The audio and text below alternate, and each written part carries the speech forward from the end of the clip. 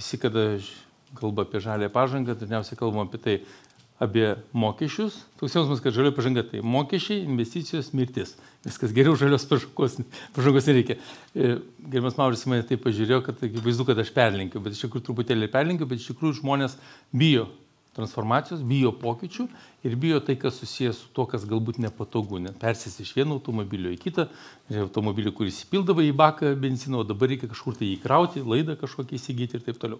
Tai šiame kontekste yra labai svarbu sugebėti rasti galimybių protingai, išmintingai paaiškinti, kodėl žalioji transformacija yra neišvengiama, kodėl pasaulis bet kuriuo atveju tuo keliu eina ir kaip sugebėti šią žalią transformaciją Lietuvoje realizuoti taip, kad iš to ne tik turėti investicijas, tą vargą, tą skausmą pokyčių, bet kartu uždirbti papildomai kažkokiu tai finansinių resursų, sukurti papildomai darbo vietų, laimėti galutiniam rezultate tiek Lietuvos žmonių gerovę, tiek ir stipresnę valstybę.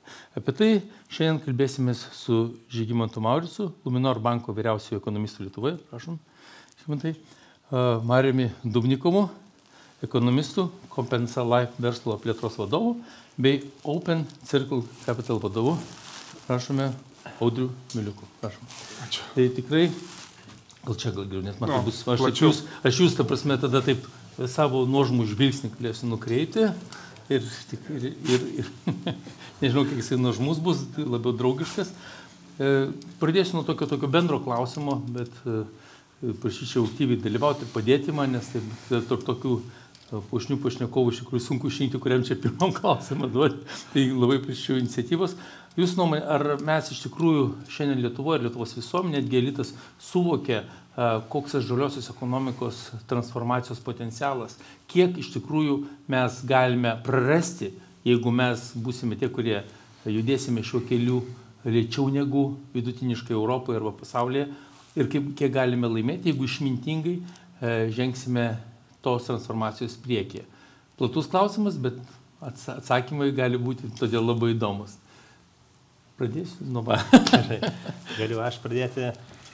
Potencialas yra milžiniškas, nes taip susiklosti aplinkybės, kad Lietuva gali tapti viena iš eksportuojančių švarią elektros energiją. Aiškia, viena iš šalių, kurie eksportuos švarią elektros energiją. Ir tai yra didžiulis pokytis mums, nes uždarė Ignalinos atominę elektrinę.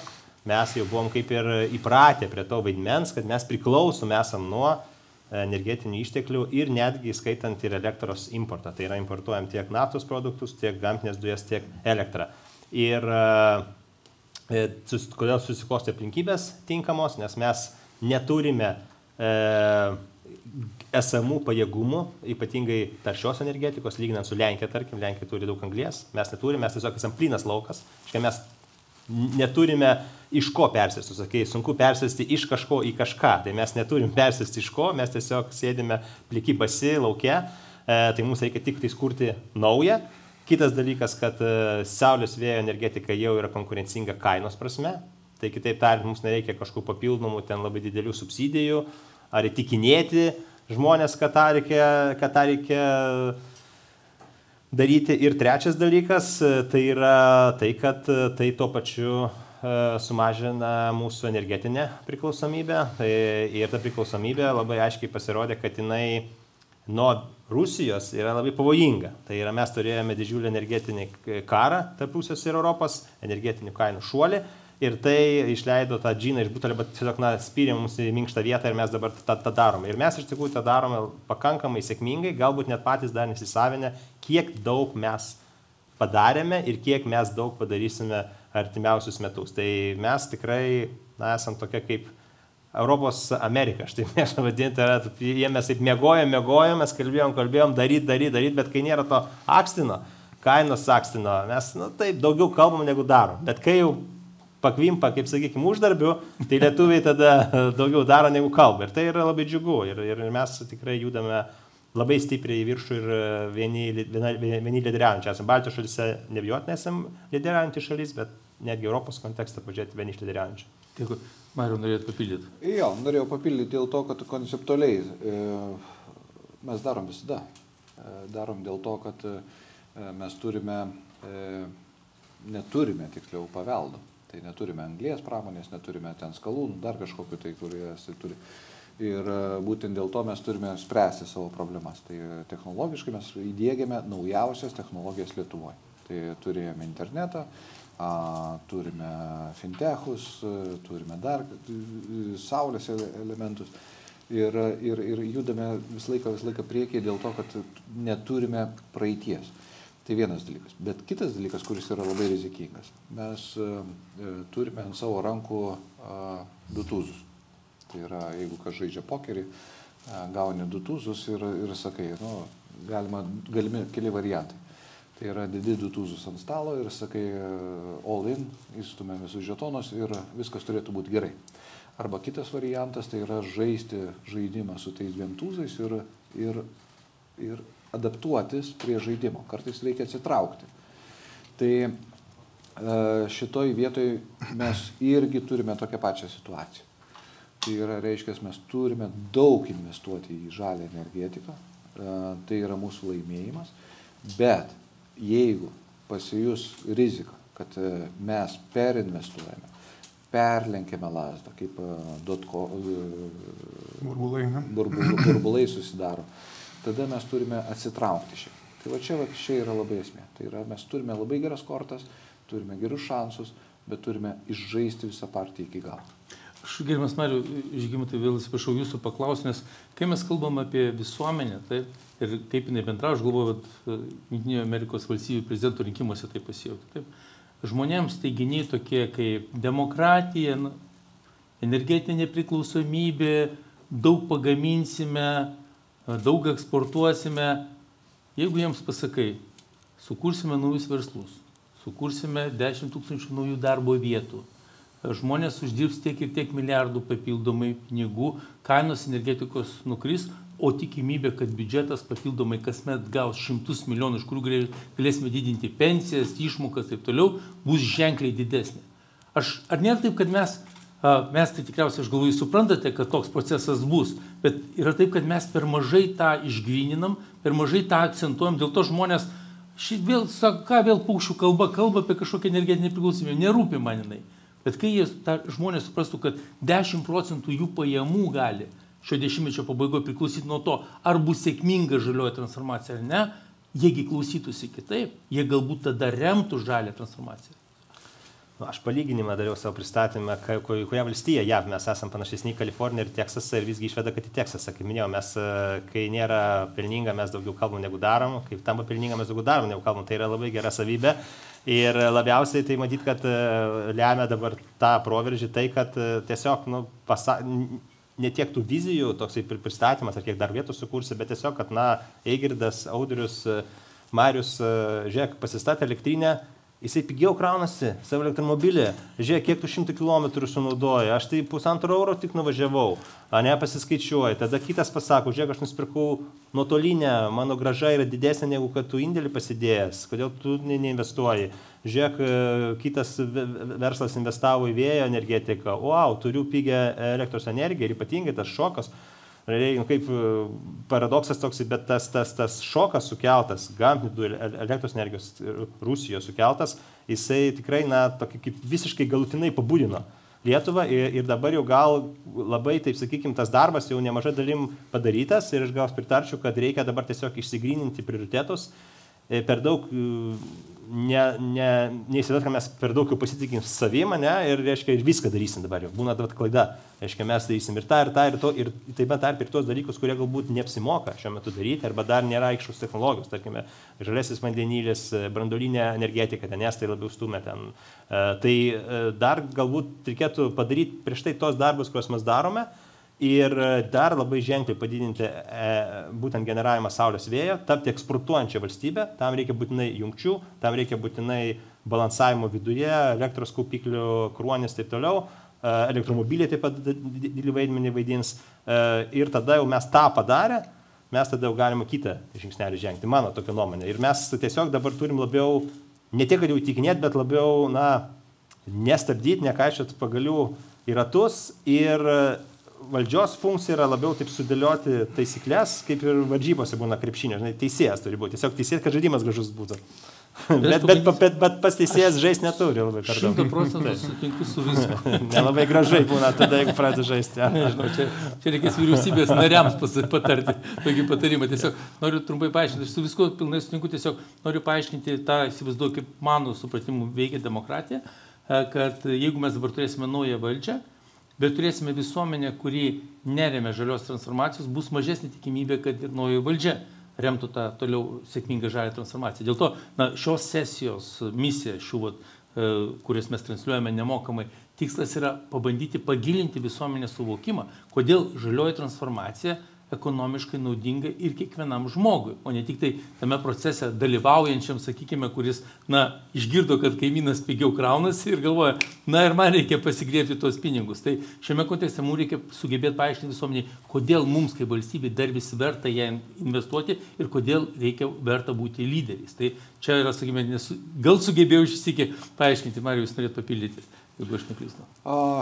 Čia nuskambėjo daug minčių, bet tarp to, ką mes pasieksime ir ką prognozuojame, yra veiksmas daryti. Tai tam, kad daryti, tai reikia mums labai išvengti labai didelių rizikų. Mes girdime, pavyzdžiui, apie atominę energetiką atėjimą į mažosios energetikos reaktoriai, dar kažkas. Tai yra rizika iš tiesų, dėl to, kad tokia kaip Lietuva, jinai gali būti visiškai žalia. Absoliučiai turėtume kelti tikslą, kad energetika Lietuvoje yra visiškai žalia. Atominė energetika, nepaisant nuo požiūrio, priklausomai nuo laiko, jinai gali būti žalia, gali būti nežalia. Ir mes turėtume to vengti. Tai va čia mes turime vengti tų klyskelių, kurie gali atsirasti. Tai va čia yra labai svarbu. Mes turime išgryninti savo tą žalumo vektorių ir to vektoriaus siekti ir paskui iš to vektoriaus siekti sekančių tikslų. Tai yra gamyba, paslaugos žalios, duomenų centrai žali ir taip toliau, ir taip toliau. Va čia yra esmė. Bet jeigu reikėtų pasakyti, pavyzdžiui, duomenų centrai, jeigu mums pavyksta pasiekti prieš tai diskusijoje, Maištėnas, man atrodo, kalbėjo apie tai, kad 90%, jeigu elektros Lietuvoje būtų pagaminama, būtų žalia, Lietuva galėtų vertinti tie duomenų centrai, jeigu čia kurtųsi, jie vertintų savo duomenis, visą savo operacijas kaip žaliosios jau energetikos pagrindų. Kiek tai galėtų paskatinti vėlgi tų investicijų darbo vietų, ar mes čia tik taip plaukėjome tokiuose apytikriniuose skaičiuose, ar vis dėlto galime įsivaizduoti, apie kokius pinigus kalbame? Apie pinigus, tai mes kalbame apie tai, kad mes galime ištrūkti iš vidutinių pajamų spąstų. Esminė problema pas mus Lietuvoje. Mes pasiekime ekonominius vidurkius Europos Sąjungoje ir labai didžiulė rizika, kad mes sustosime. Didžiulė rizika. Tam, kad mes nesustotume, yra keli receptai. Jeigu žiūrėtume į Airiją, Singapūrą, Pietų Koreją, panašios valstybės, Izraelį, kuris ištrūko, ten yra keli aspektai. Stambios įmonės turi būti pas mus Lietuvoje, įmonės turi stambėti, mokesčių mokėjimo fazėje turi būti įmonės, tos, kurios moka didžiulius mokesčius, jūs stambiosios turi sunešti didžiąją dalį pinigų. Tai pavyzdžiui, Singapūrė 70% suneša stambios įmonės, nors 95% yra smulkaus ir vidutinio verslo. Lietuvoje šiandien dienai turime 45% stambių įmonių, kurios suneša mokesčius, 55 smulkios įmonės. 90% įmonių yra smulkios ir vidutinės, kaip ir visam normaliam pasauliu. Tai kur pas mus yra trūkumas, yra stambių įmonių.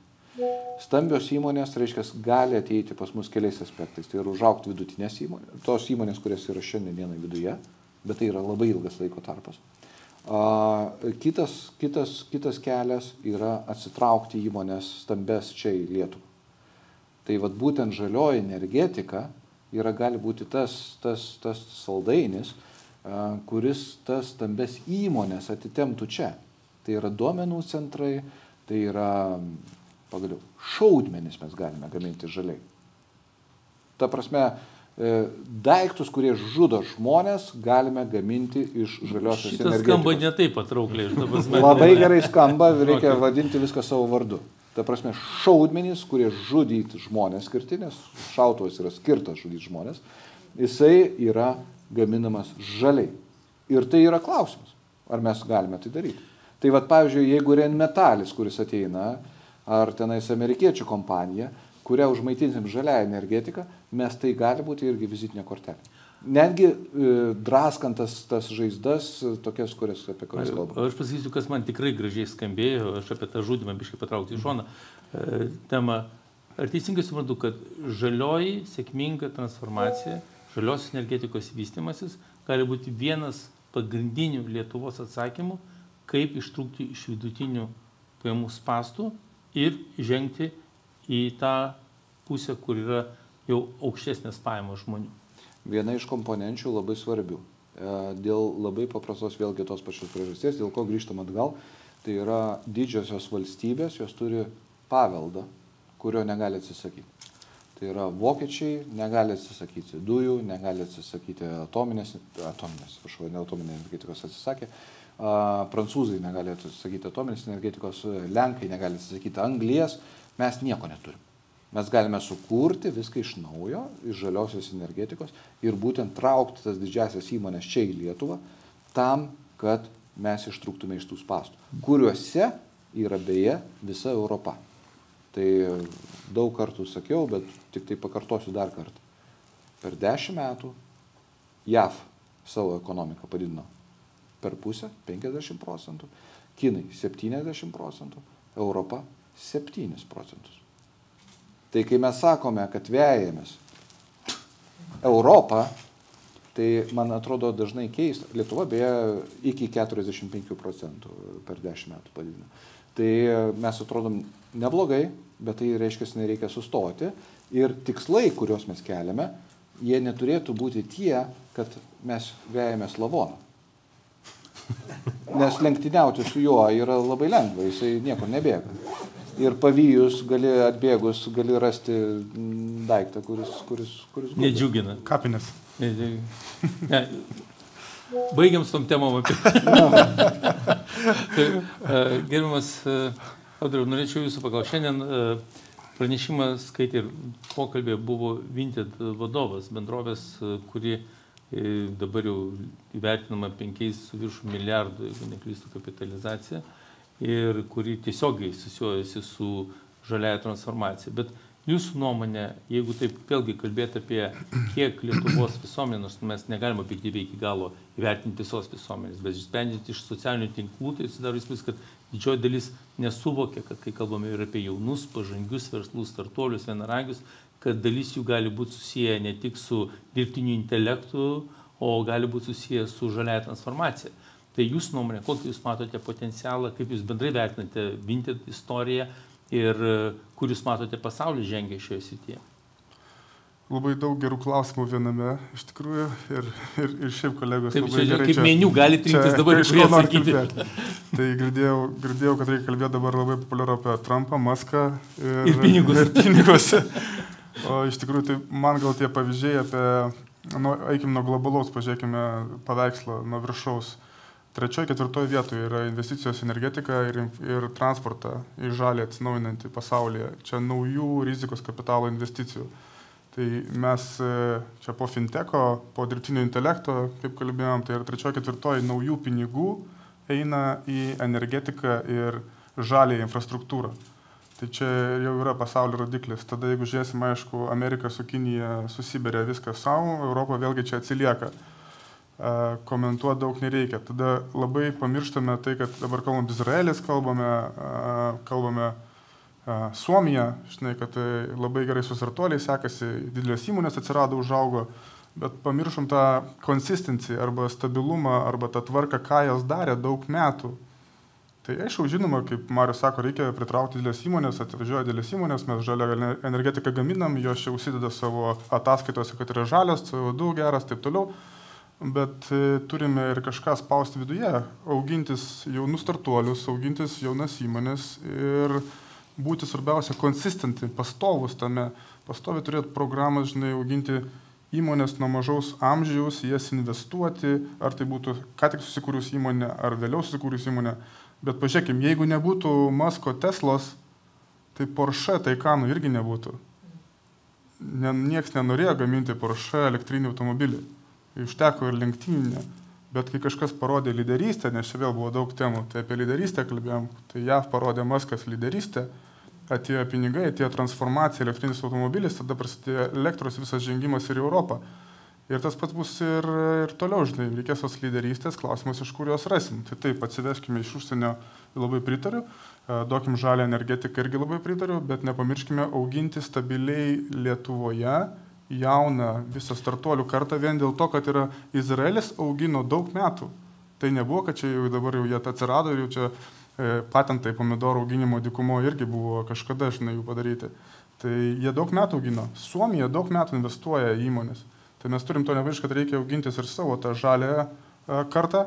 Ir taip yra nutolusios elektrinės. Mes parodėm pavyzdžius gerus, mes parodėm Lietuvoje gerus pavyzdžius, susikūrė daugiau igničių konkurentų mažų, kurie nutolusios elektrinės darė. Taip, mano sąskaitos sumažėjo elektros. Tai ir tikrai automobilį kraunasi pigiau ir tikrai tas nemokamas važinėjimas yra, žinai, vos ne. Tai tikrai stebuklų padarom. Kaimynas žino. Šitas klaida per maža. Kaimynas gali matyti vieną ir kitą pusę, žinai. Tai čia klaida per maža. Mes daugiau turim rodyti tos gerus pavyzdžius startuolių, kurie pritraukia daug investicijų, pavyzdžiui, kaip PV Case'as Lietuvoje pritraukė 120 milijonų eurų investiciją į saulės jėgainių parko architektūrą skaitmeninę. Ir amerikiečiai investavo. Tai aš dažnai konferencijos sakau, kad čia Lietuvos. Lietuvos, jo, PV Case'as mūsų startuolis. Manau, kad būsimas vienaragis. Bet čia aš galvoju, svarbu pažymėti būtų žmonėms, kad ir girdėtų, kiek žmonių, pavyzdžiui, dirba Lietuvoje PV Case arba Vinted. Kad įsivaizduotų, kad čia ne šiaip mes kalbam apie kažkokį pinigai dideli, oras, bendrovių pavadinimai, bet kalbam apie realius Lietuvoje gyvenančius žmonės, kurie dirba, uždirba, vartoja, eina į restoranus, kirpyklas, suteikia visai mūsų ekosistemai gyvybingumo. Tai netgi ne tai, kad 100 ir 1000 dirba žmonių, bet ką tik atsirado Lietuvoje jau naujų milijonierių iš to paties Vintedo einant istoriją. Žmonėms tai nepatinka. Nu gerai, bet tie žmonės, jie niekur nebėga, jie investuoja į įmonės, čia jis toliau investuoja į startuolius ir kai buvo Skype'o fenomenas Estijoje, kai prasidavė Skype'as, tai čia yra Vintedo fenomenas. Jie kurs startuolius, dės pinigus į juos, vėl ekosistemą grįžta pinigai. Ir kas atnešė tos pinigus? Tai ne Lietuvos biudžetų reikėjo naštą pakelti. Tai atėjo iš Amerikos, atėjo iš rizikos kapitalo fondų, iš pensijų pinigų, kanadiečių ir amerikiečių. Trumpų nesakykim. Tai jis gali susinervinti. Mūsų fondo skaičiavimais analitikų, tai mes per paskutinius 10 metų į rizikos kapitalą, šiaip kaip klasė Lietuva įdėjo apie 100 milijonų ir ačiū Dievui ir ačiū Invegai. Žinai, ačiū valstybė įdėjo apie 100 milijonų, o atėjo pinigų iš užsienio milijardas. Čia realių pinigų atėjo visą ekosistemą, atėjo, žinai, daug, aišku, vieni užsidaro, vieni atsidaro startuoliai, bet atėjo nauji, tai 100 milijonų atnešė milijardą 10 kartų. Tai aš visiškai pritariu, reikia finansuoti ir investuoti, kad traukti tos įmonės žalias. Aš pritariu, kad reikia suportinti Lietuvos verslą, bet nepamirškime ir kad reikia augintis tos mažius viščiukus, mažas antytės auginti, žinai, vis tiek kažkas užauga. Ir kažkas, kai užauga... Vienaragius, siūlyčiau vienaragius, girdžiau. Viščiukus. Kažkas kažkur turi prasidėti. Sutinku. Marius norėtų papildyti. Svarbu auginant, kad iš vienaragio narvalas nesigautų ant krantą. Dažnai gaunasi. Čia statistika, 95% kad ir miršta. Bet šiaip kalbant, Eduardai, jūsų konferencijos visą laiką mes skatinam minties kaitą. Tai kažkada buvo minties kaita apie tai, kad kiekvienam pasaulės elektrinė ant stogo ir taip toliau, tai yra pirmas žingsnis. Dabar mes tai turime. Mes turime kiek 130 000 turbūt gaminančių vartotojų, tų vadinamų savo. Ir stengiamės, kad būtų dar daugiau. Kad būtų dar daugiau ir bus gerai. Bet tada turime minties kaitą sukti į kitą prasme. Tai jeigu mes jau turime energetiką ir akivaizdu, kad mes ją turėsime, jau žingsnis yra padarytas, kur mes toliau nueisime. Tada sekantis žingsnis yra, taip, galime banaliai kalbėti apie verslų pritraukimą ir panašius dalykus, bet kur aš norėčiau pasukti kalbą apie tai, kad kur mes dėsime tą žalią energetiką. Būsime eksportuotojai ar jos vartotojai. Tai šiandien dienai žemės ūkis eksportuoja grūdus, mes esame nuostabus grūdų eksportuotojai. Bet ką eksportuojame? Žalius grūdus. Nespaudžiame, nedarome sausų pusryčių, nieko. Tiesiog žalius grūdus. Pridėtinė vertė yra tiek, kiek grūdas užauga. Tai su energetika yra tas pats. Mes turime iš jos kažką pagaminti. Dabar ką iš jos mes galime pagaminti? Tai nežinau, ar išgirs kas nors, bet šiandien dienai mes 7 kartus atsiliekame nuo Skandinavijos pagal robotizacijos lygį pramoniai. 7 kartus. Tai yra 1000 gyventojų, robotų yra 7 kartus mažiau negu Švedija. Tai galbūt mums reikėtų, turint žalią energetiką, iškelti naują tikslą, pavyzdžiui, 5-10 metų į priekį. Ne 7 kartus palikti, bet palikti 6, 5 kartus, 4 kartus atsilikimą. Ir būtent užmaitinti Lietuvos įmonės ir sukurti paramos projektus, kurie tuos robotizaciją atvilktų čia į Lietuvą. Tai iš principo, jeigu žiūrint, tai atrodo, kad tai nėra žaliosios energetikos tema. Tai yra transformacija Lietuvos ekonomikos. Bet jeigu tai sujungiame su žalia energetika plus robotizacija, mes galime tai padaryti. Tai va čia yra kitas kampas, kur konferencijoje galbūt galėtume sekančiais metais diskutuoti apie tai, kaip Lietuvos ekonomiką stumti iš vidutinių pajamų spąstų. Nes aš manau, kad mes po truputį buksuojame ir po truputį pradedame juos įlimpinti. Pensijų augimas 12%, minimalios algos kėlimas 14%. Minimalios algos auginimas, turbūt, nežinau, Žygimantas paantrins, turbūt 9 ar 8 metai po 10% virš, kažkas tai tokio. Na, mes judame link tos gerovės, bet silpnėjame. Pradedame artėti link tų europiečių, kurie labai patenkinti savo gyvenimą.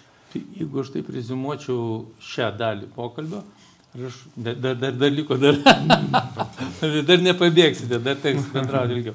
Tai jeigu teisingai suprantu, jeigu mes sėkmingai toliau einam žalios transformacijos keliu, realizuojame, stipriname savo energetinį potencialą, mes galime pasistatę tiltus tiek toliau didinti energetikos gamybą ir darbo vietą susijusią su energetika eksportuodami, tiek kartu turėdami, jeigu tam tikrą procentą, 90% žalios energetikos, pritraukti duomenų centrus ir kitus verslus, tame tarpe gaminančius šaudmenis, kuriems reikia šiuo metu gaminti žaliai, tokiu būdu vėlgi kurti darbo vietas. O jeigu dar sugebėtume realizuoti gilesnę technologinę transformaciją, kaip jūs paminėjote, su robotizacija, mes galime atnaujinti ir sustiprinti savo pramonę ir dar labiau padidinti valstybės, biudžeto, sakykime, tiek pensinės sistemos pajamas ir žmonių gerovę. Tai čia aš taip įsivaizduoju, mes apie tai dabar kalbam, taip? Visiškai kitaip. Visiškai taip. Aš nustosiu juokauti, nes akivaizdu, kad mes truputėlį čia su savo užsižaidimais, tai palamutinam dabar. Bet esmė, taip, tai yra... Gerai, kad taip, aš jau buvau užsigandęs, tai yra kryptis tame, nes mes galime kurti žalią energetiką ir ją eksportuoti, tai yra parduoti elektros vienetus, bet galime iš jų kažką pagaminti ir tą eksportuoti. Va čia yra minties, yra galia. Tai yra kaip kiekvienoje ekonomikoje. Jeigu mes kažką tai iškasam iš žemės, kaip rusas, ta prasme, degalinė iškasa iš žemės viską ir parduoda, tai mes galime pagaminti kažką tai papildomo, tas, kas nesigauna tankas, ir parduoti. Tai va čia yra esminis dalykas. Ir va čia yra esmė. Pavyzdžiui, labai paprastas pailiustravimas. Praeitais metais Lietuvos biudžetas, dėl to, kad verslui ir visuomeniai sekėsi puikiai, biudžetas gavo 2 milijardus eurų papildomai virš planinių pajamų. Šiais metais tikėtinai gaus apie 1,6 milijardų virš planinių pajamų. Ką tai reiškia? Tai reiškia, kad gauti 2 milijardus pajamų, mums reikėtų, pavyzdžiui, norėtume į biudžetą surinkti.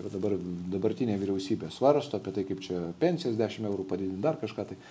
Tai reiškia, kad mums reikėtų PVM padidinti iki 29%. Tam, kad gauti 2 milijardus pinigų papildomų. Tai vienas variantas - uždėti mokesčius 29% PVM. Antras variantas yra verslą paskatinti. Rūpintis ekonomikos augimu. Nes ne verslo, ne biudžeto perskirstimo procentas yra svarbu. Svarbu yra, kiek pinigų mes turime nukreipti į kažkokią tai sritį. Ir žalioji transformacija, kuri konferencijos esmė yra tame. kad mes turim žalią transformaciją, mes ją galime tiesiog parduoti, tai yra parduoti elektrą. Antras variantas, tai yra iš jos kažką pagaminti ir parduoti. Tai klausimas, ką mes galime iš to pagaminti. Susirinkti iš to mokesčius papildomai ir nekelti klausimo, kaip sakau labai paprastai. Dabar keliamas klausimas yra toksai. Ateina nauja valdžia, kiekvieną kartą sako mokesčių reforma. Nežinau, kodėl jie prilipė prie mokesčių reformos, man atrodo, švietimo reformos reikia labiau negu mokesčių. Bet mokesčių reforma. Tai reiškia, aš paimsiu pagalį ir pamakaluosiu po skrusdėlyną ir nuspręsiu, kad skrusdėlės gyvens geriau dėl to, kad aš jos pamakaluosiu. Bet šiandien dienai veiksmas vyksta teisingai. Biudžetas surenka milijardinės lėšas papildomai. Tai surinkime ne 2, 3, 4, 5 milijardus papildomai. Perskirstykime tos pačius 33-4 procentus biudžeto. Užteks? Užteks. Nes kažkodėl šveicarai perskirsto 31 procentą, jeigu bijau suklysti, biudžeto ir nemanau, kad tenais yra socialinė rūpyba, yra blogesnė negu Prancūzijoje, kuri perskirsto 50+ procentų. Ir kurių mes siekime. Aš turiu tokią versiją, kodėl politikai renkasi tokią, sakykime, mokestinės reformos, sakykime, tokį įvardinimą. Kad nereikia tada įvardinti to 1, 2, maksimum 3 mokesčių, kuriuos reikia keisti. Tada pasislėpi ir galvoju kažkaip prastumsi. Dažniausiai nieko neprastumė jie, bet realiai, sakykime, neprisėmė tada atsakomybės už konkrečius sprendimus. Tai aš visiškai sutinku su ta mintim, kad jeigu neturi stuburo realizuoti konkrečių sprendimų ir įtikinti visuomenę, pateikti tos sprendimus, kodėl jie yra naudingi, tai prisidenginėti mokestinę reformą kaip tokių bendrų tos skėčių beprasmiška, tol kad progreso nebus, o laikas bus iššvaistytas. Ir šiame kontekste, norėčiau, Žygimantai, jūs norėjote papildyti. Aš trumpai įsiterpsiu. Labai prašau. Labai trumpai. Laikrodžio meistras reguliuoja su labai mikroniniais instrumentais. Bet kiekviena valdžia ateina ir sako, kad mes naudosime kirvį. Ne, čia, žinokit, kai drąsus ir žinantis žmogus, jisai naudoja mikro, o kada bijai, tai miškai eini su kirviu dažniausiai. Ne, aš tik pavyzdžiui, šiek tiek gal taip paoponuoti, šiek tiek truputį minimaliai, nes čia nėra taip, jisai supriešino gal tam tikrą prasme eksportą ir gamybą iš atsinaujančios pigios energetikos, bet tai yra viena kitą papildantis dalykai, nes jeigu mes neturėsime jungčių, dėl ko yra labai svarbu, mes tiesiog neinvestuosime pakankamai vietoje tam, kad taptume, reiškia, pilnai, reiškia, kad taptume eksportuojančią valstybę, nes negali tapti eksportuojančią valstybę arba negali 90% pasiekti atsinaujančias, jeigu tu neturi galimybių eksportuoti. Tai ir netgi eksportuodami mes vis tiek išliksime pigesnės kainos, mažesnės kainos zona. Ir tai yra apskritai mūsų didžiulis konkurencinis pranašumas, ypač prieš vengrus. Žiūrėkit, vengrai ką daro, jie vėjo neturi. Nėra vėjo vengrai, pažiūrėkit žemėlapius. Bent kažko jie neturi. Jo, bent kažko neturi. Jie turi atominės. Jo, bet jie tas atominės, matot, ten, ir nėra taip paprasta pastatyti ir taip toliau. Yra didžiuliai terminai, milžiniškos investicijos, vėluoja per brangsta ir taip toliau. Slovakija, Čekija irgi. Mes esame vienas iš tų regionų Europos, kuri tiesiog yra, kaip sakyti, jeigu toliau vyks vėjo, saulės, energetikos, aiškiai, ta revoliucija tęsis, mes tiesiog mūsų likimas davė, kad mes būsime eksportuojančia valstybė ir pigios energijos valstybė. Tiesiog mes turime dabar susimti, pasirodyti rankovės ir tą padaryti. Ir kai mes tą padarysime, tai bus vienas didžiausių konkurencinių pranašumų. Jau galima už gerbimo Marių pasakyti, gerbimi Žygimantai, manau, kad Marius labiausiai norėjo akcentuoti, kad neužtenka vien daryti į eksportą orientuotis, bet reikia stengtis, kad... Aš sutinku, aš tik norėjau didesnę diskusiją daryti, kad nebūtų taip, kad čia visi liks. Aš labai bijau, kad tarp dviejų grandų, kai čia susigrumsite, tai... Aš dėl to ir nieko nekalbu. Nukentės. Ramiai klausausi, žinai.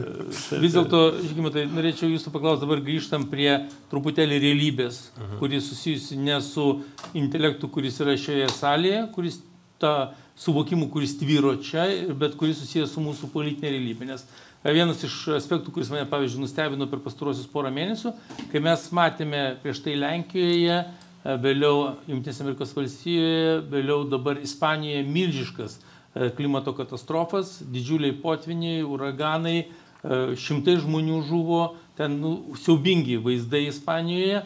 Ir tada galvoju, Lietuvoje bent kažkas pakalbės apie, kad klimato kaita ir mums galbūt kelia pavojų, pakalbės apie tai, kad galbūt reikėtų kažkaip pagalvoti, o nedaug dievė Lietuvoje, ar ties tokia audra, ar mes būsime pasiruošę, ar kažkas pakalbės, kad vis dėlto, dabar nauja vyriausybė ateina, tai žalioji transformacija yra svarbi, bent jau dėl klimato kaitos. Aš nekalbu apie tai, apie ką mes kalbame čia, kad klimato kaita mums turėtų būti vos ne antroji, pirmoji eilė ekonominė gerovė, nes tai yra kelias iš tų vidutinių pajamų spąstų.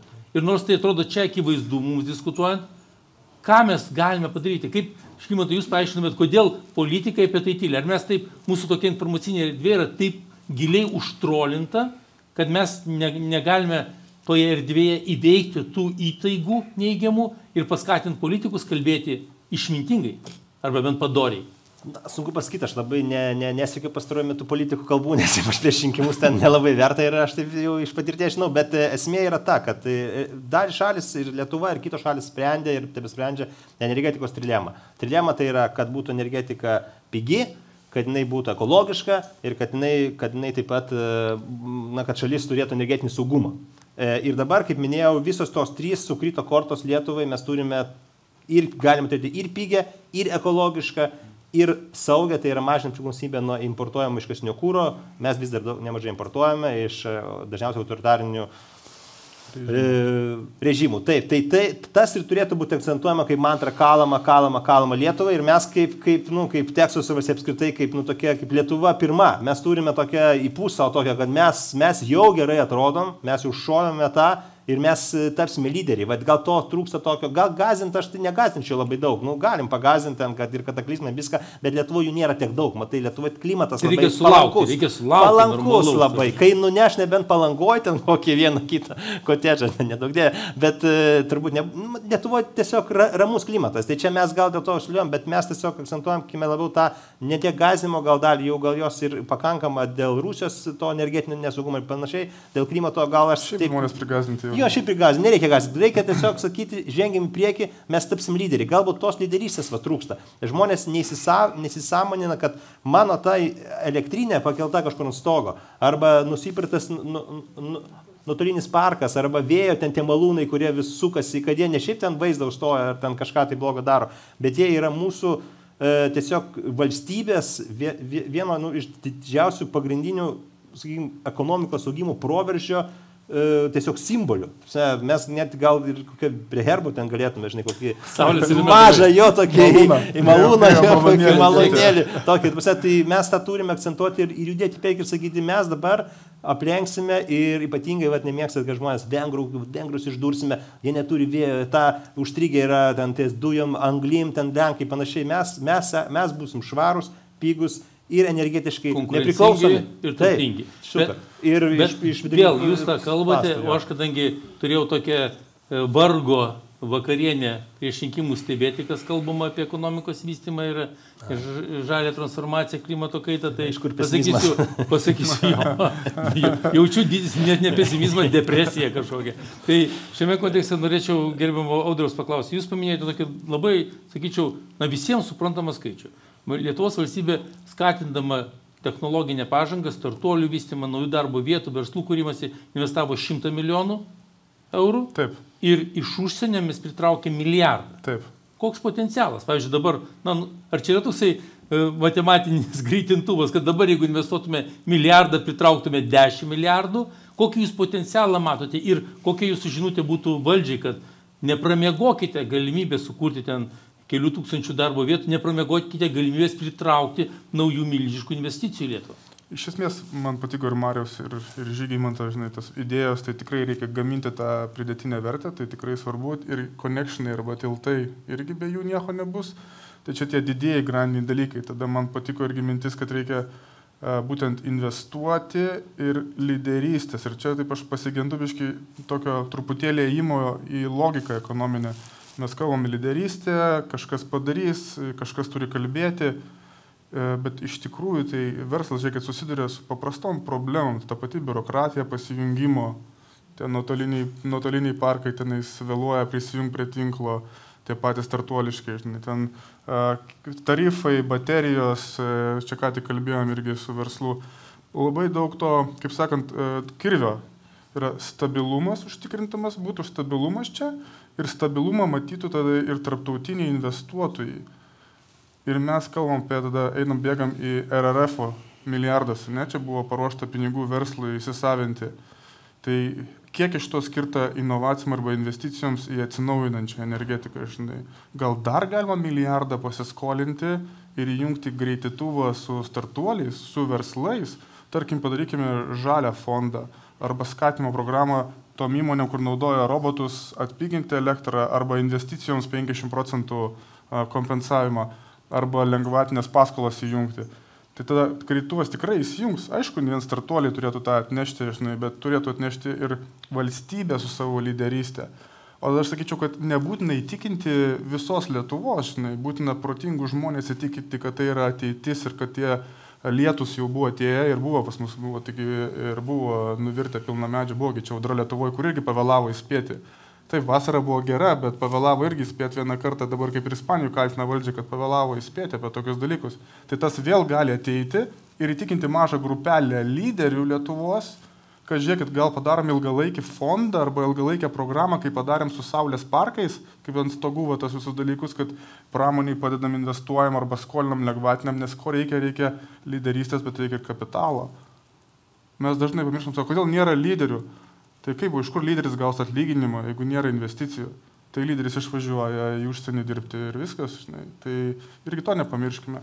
Tai aš sakyčiau, kad greitintuvas yra, jis jau yra atrastas, pažiūrėkime į Vinted, pažiūrėkime į įmonę tokia Heavy Finances, kur gali duoti paskolas dabar iš Europos investicijų fondo su nuliniam palūkanom, jeigu ūkis daro neriminę žemdirbystę. Tai yra tų pavyzdžių tikrai gerų ir greitintuvą ten galim įjungti. Ar bus feilų? Taip tikrai bus feilų, normalu, kiekvienoje rinkoje yra feilų. Bet greitintuvas yra jau pavyzdys. 100 milijardas. Iš kur tie pinigai? Ne iš Lietuvos, iš užsienio. Bet jūs taip ir neatsakėte. Dabar kiek jūs įsivaizduojate? Dabar jūs, įsivaizduokite, Marius premjeras, Žygimantas, nenori čia konkurencijos. Ir jūs ateinate ir matot, jau padarino biudžetą. Žygimantas galėtų būti prezidentu. Jeigu čia dalinamės vietas, tai... Žiūrėkit, atsargiau. Mums nereikia papildomų konfliktų. Labai prašau. Čia kaip nuotrauka. Šitą temą irgi vengiam. Sevot, tavot, samoš. Vėl užvedžiau bereikalą. Klausimas būtų toks elementarus. Dabar vėl... Pinigų kiekis yra sunku įvardinti, yra stabilumas svarbiausia. Stabilumas arba pastovės investicijos. Bet potencialo matymas tai yra jūsų sritis. Jūs investuojate į startuolius, į pradedančiosius verslus. Jūs matot, kas vyksta Kinijoje, kaip jie eina žaliosios revoliucijos keliu. Matote, kad Jungtinės Amerikos valstijos su Trumpu irgi kažkur nužygiuos. Klausimas, kokį potencialą matote, kad mes Europoje ir mes Lietuvoje galėtume atsiriekti. Kiek jūs sakytumėte, duokit man 50 ir aš jums įjungsiu, tarkim, milijonų, ir aš jungsiu tuos 10 kartų multiplikatorių, per porą metų ateis 500 milijonų. Ar tai realu, nerealu? Aš sakyčiau, paleiskime kokį 100-200 fondą pastovų į milijonų, į tą kryptį, kurią mes norime matyti po kažkurio laiko. Žinai. Tai yra ta kryptis, kad transformuotųsi industrija, transformuotųsi mūsų pramonė, jos jau jinai dabar yra, jau dabar stovi ta pramonė. Jai reikia tik tai, ko reikia, kapitalo, jinai dūsta, reikia inovacijų, atsinaujinti reikia, jinai dūsta dėl to, kad kinai pigesni ir taip toliau.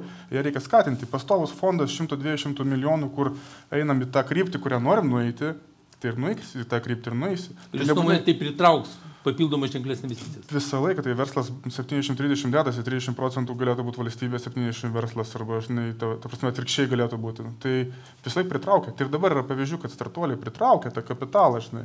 Aišku, žinai, turime stabilumą padaryti. Kas tas yra stabilumas, žinai, kad pastoviai ten investuoti, ne vieną dieną, ne kitą dieną pakeisti, vėlgi čia su politika susiję, keičiasi prioritetai, viską keičiam, nelieka kažkokios inovacijos, kažkokių fondų, ta prasme. Tai pastovumas turi būti, o 100-200 milijonų pastovi kryptis, kokia jinai bus. Ar bus industrijos robotams, ar bus verslui transformuoti savo gamybą, pajėgumus, arba jiems daugiau į žalę energetiką, arba nutolusi, ar ant stogo tą. Viskas tas gerai, bet tai pastovi kryptis tokia, kurią išlaikyti ir nereikės įtikinti visos Lietuvos. Įtikinti tiem žmonėm, kurie, taip, bet jūs vis tiek sako, neįtikinti, aš atvirkščiai galvoju, kuo daugiau mes tikinsime žmonių, kurie nepasitikė, kurie skaito socialinius tinklus ir sako, jau ko, bet šito mums nereikia, to bus lengviau ir tai šviesuomenį, ir politiniams lyderiams veikti. Tai klausimas jums paskutinis toks iš tų rimtesnių. Ar jūs matote lyderių, jaunų žmonių, kūrėjų, kurie būtų potencialus? Nes dalis žmonių, aš tiesiog netgi ir po Vinted pavyzdžio, netgi po kitų bendrovių pavyzdžio sako, nu gerai, vienam pasisekė čia Lietuvoje, kitam pasisekė, bet mesgi mažiukai. Va, Kinija ten milijardas N, Amerika, dar kažkas, o kas mes tokie, taip? Koks jūsų atsakymas būtų tiems žmonėms įtikinamas, kad mes turime tų žmonių, į kurių startuolius, į kurių veiklą idėjas verta investuoti, nes jie sukurs šimtus, jeigu ne tūkstančių gerai apmokamų darbo vietų? 2008 metais per krizę įkurtas startuolis Vinted. Atsakymas, Lietuva turi 5... Jie sakys vienas pavyzdys, sakys, nu... Ir tada žiūrėkime, Unicorn asociacija vienaragį, žiūrėkime, irgi auga 1000 inovatyvių verslų, ir kurie moka atlyginimus didesnius tikrai negu pramonė. Aišku, jų mažesnis kiekis, bet vis tiek tai atsvara yra. Ir mokesčius moka. Ir didelius mokesčius moka, ir žmonių daug darbina. Ir tai yra pavyzdys jau, tai yra, noriu pameluoti skaičius, ar 30 000, ar kiek dabar tų jau darbuotojų yra. Tai yra tikras pavyzdys, kad yra atsvara ne tik tai pramonė, bet ir naujoji ekonomika. Ir nedaug dievė nesupriešinti reikia jų, negalima jų priešinti. Čia kol nesupras jie, kad čia yra koja į koją, kokiu nors Estijų susipriešino, kad vien tik tai startuoliai, bet žiūrėk, nėra tos pramonės pastovumo. Tai irgi negali, kiekvienas turim savo ciklus, bet jeigu įsivaizduokit, dirbtų kartu ir inovacijos, technologijos ir verslai, kurie parduoda visam pasauliu šiandien dieną, jie parduoda, ne tik tai parduoda, žinai, Latvijoje elektrą ar dar kažkam, bet jie parduoda IT sprendimus visam pasauliu. Tai, žinai, mes tą suvienydami ekonomiką pati tik tai, žinai, hormonija ir daugiau atsvaros yra. Sukurtume gerovės valstybę. Mariau, norėtų papildyti dabar. Tai keli aspektai, tai apie lyderystę kalbėjom, tai visų pirma reikia nepamiršti apie lyderystę, kalbant, kad lyderystę kuria lyderiai. Tiesiog žmonės, kurie geba kažkaip mąstyti kitaip. Tai reiškia, mums jų reikia ugdyti ir panašiai. Nuo ko klausimą pradėjom apie tai, kad jeigu Lietuvoje iškluptų gamtinės katastrofos, ką mums reikia daryti, tai žmonija yra įpratusi, kai užpuola gamtinė katastrofa arba apskritai katastrofa, karas arba kažką, kasas į žemę. Tai grįžtant prie energetikos, mums reikia užkasti visus tinklus, kurie kabo ore, kurie stulpai, kurie turbūt dar Brežnevo laikai statyti.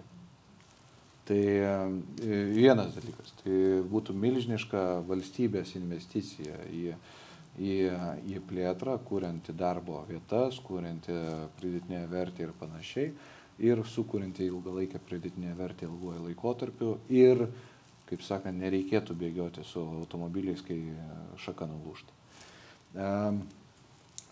Dabar kalbant apie pačią žalią energetiką, kur mes turime judėti. Tai mes turime vis tik tai judėti į tuo, kad turime būti kaip įmanoma daugiau autonomiški. Ir dar vienas kampas, kur, čia mes daug laiko aišku neturim, bet kampas, kurį galime paliesti, tai yra, kad gaminantis energiją vartotojai turėtų būti ne tik gaminantis priklausomi nuo tinklo, bet ir autonomiški. Tai yra, kiek įmanoma galėtų gyventi atriboti nuo tinklo. Tai čia tik tiek, aš tik norėjau įrašyti šitą. Dabar šioje situacijoje, kadangi iš tikrųjų laikas jau eina į pabaigą ir aš manau tikrai diskusija labai įdomi, vertinga, dėja, norint čia išnagrinėti tas temas, tikrai reikėtų porą valandų apie jas diskutuoti.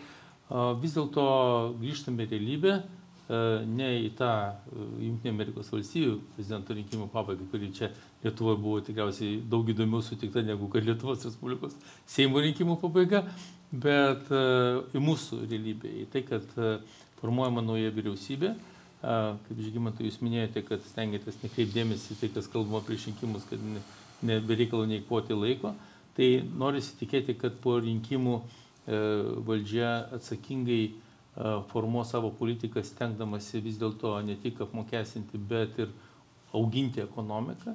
Iš šio situaciją norėčiau iš jūsų pagrindinių įžvalgų, jūsų nuomonę, į kokius sprendimus, kokias, sakykime, vizijas, vertybės turėtų dėmesį kreipti naujoji valdančioji dauguma, jeigu nori, kad ne tik šiaip žalioji transformacija, bet mūsų valstybės stiprėjimas, ekonomikos augimas suteiktų mums galimybę jausti saugiai mūsų žmonėms.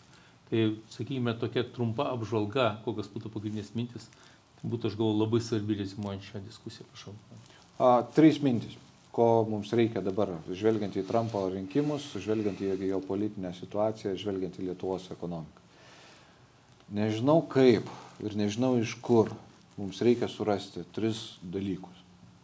Tai pirmas yra su gelžbetoniniu stuburu reikia surasti finansų ministrą, kuris galėtų drąsiai pasakyti, kad mums reikia prioritetas yra gynyba, energetika, nepriklausomybė, mainais į tai, kad kartais galbūt pensijas nedidinti 12, bet 8%, o gal 7%, bet didinti, bet ne tokiais dydžiais.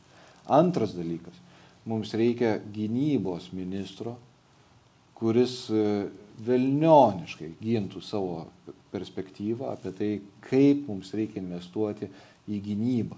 Nes mūsų bus paklausta, kiek mes padarėme savo tam, kad būtume saugus. Ir trečias dalykas, velnias žino iš kur, bet gauti gerą užsienio ministrą, kuris sėdėtų Vašingtone prie slenksčio ir kiekvieną rytą raportuotų, kad Lietuva investavo dar $5 į kažkokią investiciją. Ir taip kiekvieną rytą. Tai va 3 dalykų mums reikėtų, pamirštant savo ideologinius visus įsitikinimus, ar tu esi dešinysis ar kairysis, bet ko gero artėja labai įdomus laikai, kuriuose mes turėsime išgyventi ir turėsime turėti tuos lyderius, ne lyderystę, nes kartais mes sakom, trūksta lyderystės. Reikia lyderio, kuris galėtų tai užtikrinti. Rizikuodamas savo reputaciją, rizikuodamas savo gerbuvį ir panašiai, tai va čia yra mums reikėtų daryti. Ir be abejo nepamirštant žaliosios energetikos. Nes tai yra ateitis. Tai mums reikia dabar užtikrinti tą esamą padėtį, apsiginti, būti tuo ežiu, kurio niekas negali pajudinti. Ir tas ežys dar turi matyti ateitį. Tai yra, kai savo kiautą atidarai, būti drakonu. Žaliu. Atidarai kiautą, neužsimerkti. Tada safyrį. Iš baimės.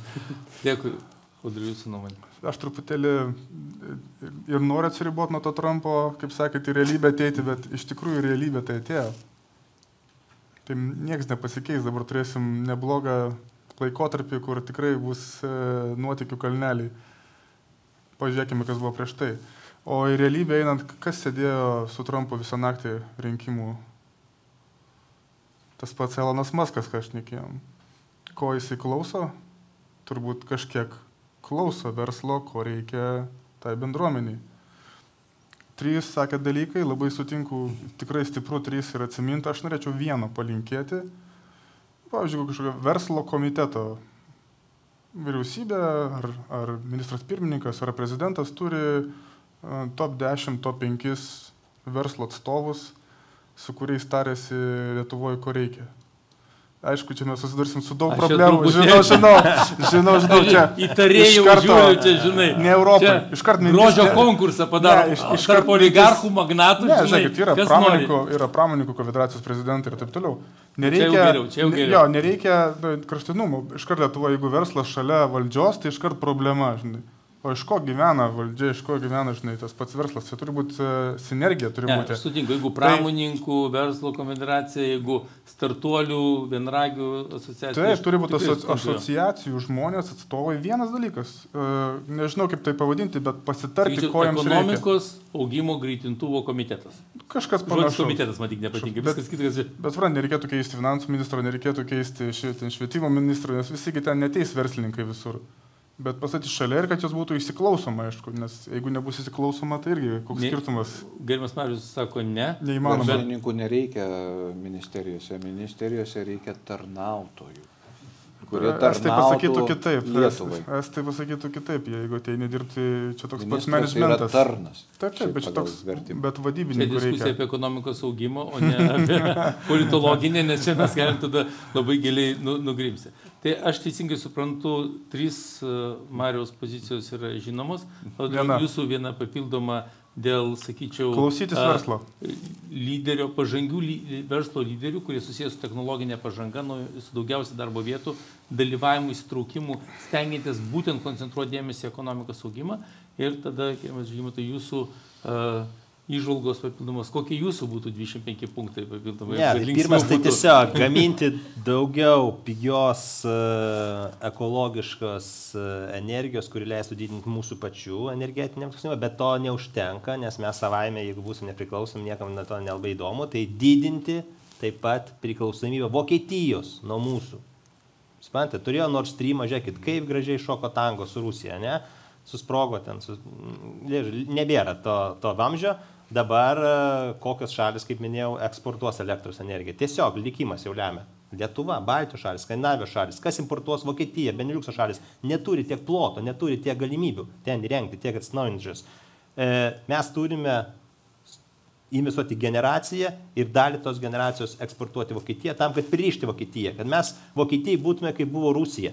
Mes, reiškia, vokiečiai be mūsų niekaip, nes mes eksportuosim jiems elektros energiją. Ir kitas žingsnis tai yra ant tos pigios elektros energijos pritraukti įmonės, pritraukti duomenų centrai, tai čia būtų šis tobula, nes tada visi mus gintų. Čia žinot, kaip pats anekdotas, ir pabaigsiu anekdotų, apie Liuksemburgą, kur pasakoja. Kodėl jis išliko toks mažas, žinai, toks arba Šveicarija gali pasakyti, čia kaip antros eilės pusbrolis vestuvėse, bet niekas nežino iš kurios pusės.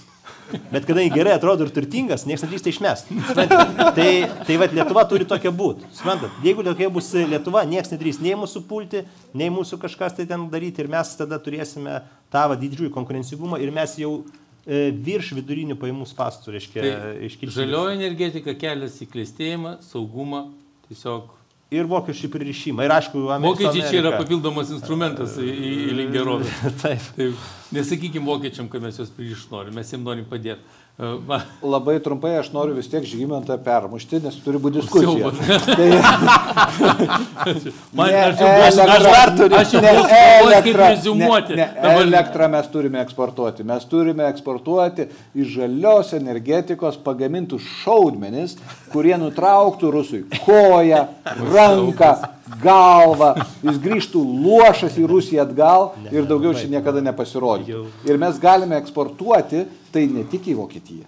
Mes galime eksportuoti į visas valstybės, kurios yra tame suinteresuotos. Aš taip su jumis visur sutinku, išskyrus nutraukti koją ir galvą. Labai dėkoju šią nuostabią diskusiją. Labai dėkoju, aš manau, už tą, paskleistą suvokimą, pakankamai aiškiai atskleistą, kad būtent žaliosios transformacijos, žaliosios ryžtingos lyderystės Lietuvoje, bendros ir atskirų lyderių įnašo dėka, mes galime Lietuvoje sukurti gerovės valstybę. Ačiū Jums labai. Dėkui.